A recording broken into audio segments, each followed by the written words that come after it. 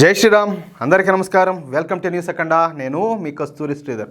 మిత్రులారా, కాలం మారే కొద్దీ, పరిస్థితులు మారే కొద్దీ, మన చుట్టూ ఉండే వాతావరణం మారే కొద్దీ మనం ఖచ్చితంగా మారాలా. మారకపోతే ఎప్పుడు కూడా పాచనకాయ పాచడు ఉన్నట్టు ఎప్పుడు అదే మారి ఉంటే కష్టమే.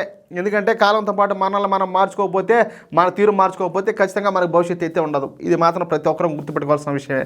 అది మీరు కావచ్చు, నేను కావచ్చు, అది ఎవరైనా కూడా సరే. ఈ విషయాన్ని అయితే ఒక పెద్ద మనిషి అయితే గుర్తించాడు. ఆయన ఎవరైనా ఇంతకో ఏంది కథ అనేది ఇప్పుడు ఈ న్యూస్ ద్వారా మీకు చెప్పే ప్రయత్నం చేస్తా. ఇజ్రాయెల్కు చుట్టూరా కూడా శత్రు దేశాలే ఉన్నాయి. ఎప్పుడు ఎవరు ఎటు నుంచి దాడి చేస్తారో తెలియదు, ఎటు నుంచి రాకెట్లు వస్తాయో తెలియని పరిస్థితి.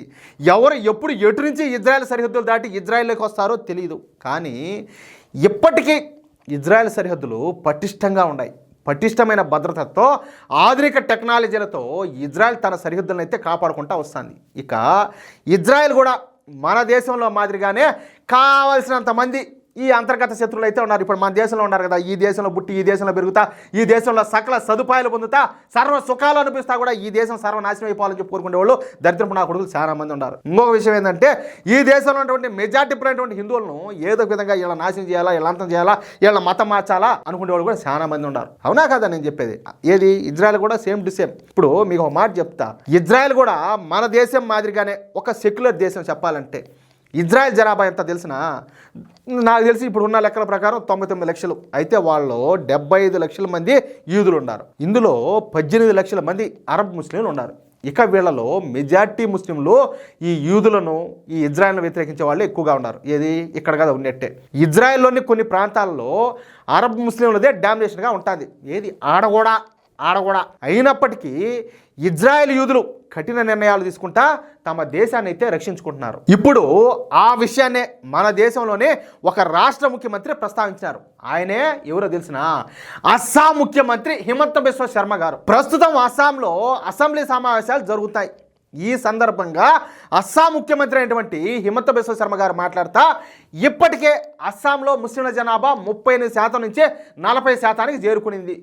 అస్సాంలో మొత్తం 30 జిల్లాలుంటే వాటిలో 14 జిల్లాల్లో పూర్తిగా ముస్లింలదే డామినేషన్గా ఉన్నది. అందుకు కారణం బంగ్లాదేశ్ నుంచి వచ్చినటువంటి మియా ముస్లింలు, మయన్మార్ దేశం నుంచి వచ్చినటువంటి రోహింగ్యా ముస్లింలు వాళ్ళు వచ్చి ఇక్కడికి చేరుకోవడమే. అంటే మన అస్సాం సరిహద్దులు అంత పటిష్టంగా లేవని మనకైతే అర్థమైపోతుంది.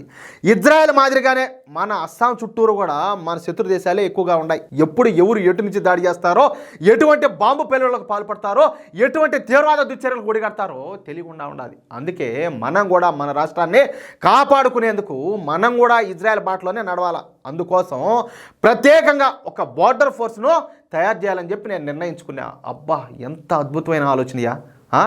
ఒక రాష్ట్రానికి, అందులో ఎందుకంటే ఇప్పుడు అస్సాం రాష్ట్రానికి ఏంది, దేశ సరిహద్దులు ఉన్నాయి, అర్థమవుతుందా, ఈ అంతర్జాతీయ సరిహద్దులు. కాబట్టి ఖచ్చితంగా ఇలాంటి ఫోర్స్ ఒకటి ఉండాలని చెప్పేసి ఆయన గుర్తించినారు. ఈ అస్సాం బార్డర్ ఫోర్సు మన బార్డర్ సెక్యూరిటీ ఫోర్సు ఏది బిఎస్ఎఫ్ ఉన్నది కదా, వాళ్ళతో కలిసి పనిచేసే విధంగా ఈ అస్సాం బార్డర్ ఫోర్స్ను తయారు చేస్తాం. ఇక మనం తయారు చేయబోయే ఈ ఫోర్సు ఏ స్థాయికైనా వెళ్ళి పోరాటం చేయడానికి సిద్ధంగా ఉంటుంది. అలాగే ఇక నుంచి అస్సాంలోకి అక్రమంగా ప్రవేశించి అస్సాంలో తిష్ట వేసినటువంటి బంగ్లాదేశ్ మియా ముస్లింలను, మయన్మార్ రోహింగ్యా ముస్లింలను తరిమి కొడతాం. ఇక నుంచి ఈ ఆపరేషన్ ప్రతిరోజు కూడా నిర్వహిస్తాం. రోజుకొక ప్రాంతంలో ఈ సెర్చ్ ఆపరేషన్ నిర్వహించి అక్రమ వలసదారులను మన రాష్ట్రం నుంచి ఎల్లగొడతాము. అబ్బా, ఎంత అద్భుతంగా ఉన్నది ఆ స్వామి వినేదానికే. స్వామి అబ్బా, మీకు ఎట్టనిపించదు కానీ నాకు మాత్రం ఎంత సమ్మగా ఉన్నదో. అంతేకాదు, ఇక పైన అస్సాంలో ఎవరైనా సరే వెధవ పనులు చేసినా, చట్టాన్ని చేతులకు తీసుకోవాలని చెప్పి చూసినా, రాళ్ల దాడులు చేసినా, మత కలహాలకు పాల్పడినా వెంటనే వాళ్ళ ఇళ్లను బుల్డోజర్లతో ధ్వంసం చేసి పారేస్తాం. ఇందులో ఎటువంటి దయ్యా, కరుణ, జాలి చూపించే ప్రశ్నే లేదు. వచ్చే సంవత్సరం జనవరి 1వ వారం నుంచే ఈ కార్యక్రమాలన్నింటినీ కూడా మేము ప్రారంభిస్తాం. ఏం చేసైనా సరే మన రాష్ట్రాన్ని కాపాడుతాను, నా గొంతులో ప్రాణం ఉన్నంత వరకు నేను అస్సాం కోసం జీవిస్తానంట అస్సాం ముఖ్యమంత్రి హిమంత బిశ్వ శర్మ గారు ఒక సంచలనమైన వ్యాఖ్యలు చేయడం ఇక్కడ విశేషం. నిజంగా ఈ మాటలు మాట్లాడాలంటే, అది కూడా అసెంబ్లీలో ఈ వ్యాఖ్యలు చేయాలంటే గట్స్ కావాలా, దమ్ము ఉండాలా, ధైర్యం ఉండాలా, దేశభక్తి ఉండాలా. అవునా కాదా? ప్రజల మీద ప్రేమ, మమకారం అనేది ఉండాలా, బాధ్యత అనేది ఉండాలా. అలాంటి గట్స్ ఉన్న నలుగురు ముఖ్యమంత్రుల్లో హిమంత బిశ్వ శర్మ గారు ఒకరు కావడం విశేషం అనమాట. ఎట్టడా న్యూస్ సూపర్గా ఉంది కదా, నాకైతే తెగ నచ్చేసింది. మీకేం నచ్చిందో ఏమో. మీకు ఈ న్యూస్ నచ్చితే, నేను చెప్పింది కరెక్ట్ అని చెప్పి మీకు అనిపిస్తే ఈ న్యూస్ నలుగురికి షేర్ చేయండి. అదేవిధంగా తప్పనిసరిగా ప్రతి ఒక్కరు కూడా మిత్రులారా మీ యొక్క అమూల్యమైన అభిప్రాయాలను కామెంట్ రూపంలో తెలియజేయండి. ఇలాంటి న్యూస్ మరెన్నో మీరు పొందాలి ఎప్పటికప్పుడు అనుకుంటే, మీకు ప్రతి వీడియోకి సంబంధించిన నోటిఫికేషన్ రావాలనుకుంటే ఖచ్చితంగా మన ఛానల్ సబ్స్క్రైబ్ చేసుకోండి. ఈ వీడియో చూస్తున్న మిత్రులు ప్రతి ఒక్కరు కూడా సబ్స్క్రైబ్ చేసుకోవాలని చెప్పేసి మిమ్మల్ని అందరినీ కూడా సవినీయంగా వేడుకుంటా ఉండా. ప్లీజ్ సబ్స్క్రైబ్ చేసుకోండి. జై శ్రీరామ్.